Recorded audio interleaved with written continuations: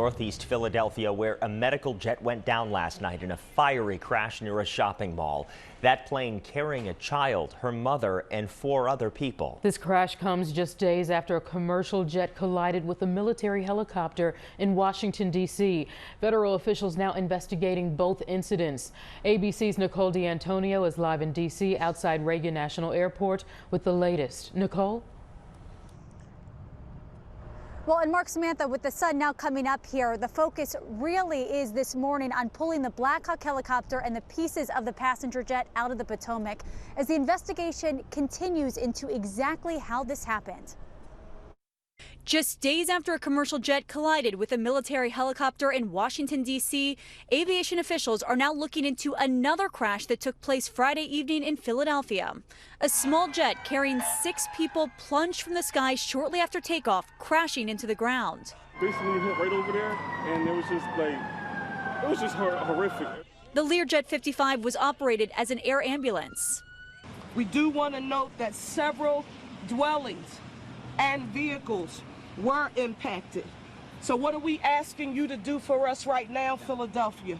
We're urging you to please stay away from the scene. The company Jet Rescue wrote in a statement that 4 crew members were on board, plus a pediatric patient and their escort. The jet was on its way to Springfield, Missouri, but crashed shortly after departing Northeast Philadelphia Airport.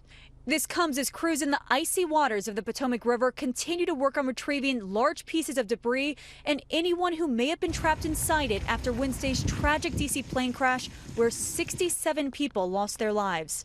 The data recorders are expected to reveal exactly where each aircraft was. Preliminary data shows the Black Hawk was flying at 350 feet above the 200-foot limit in that airspace.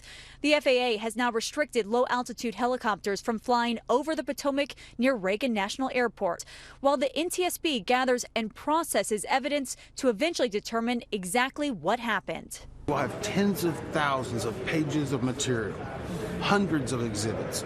We're surging so many different resources, but we can't speculate until we know how it all fits into a really big, complex puzzle. And part of that's on the bottom of the Potomac right now. Yeah, they have been working around the clock. And as that investigation continues here, we know that runway 33 here at Reagan National Airport, it will be closed until at least Friday night. This is the same runway that the plane was supposed to land on Wednesday. Watch breaking news on YouTube. Subscribe to ABC7 Chicago Eyewitness News.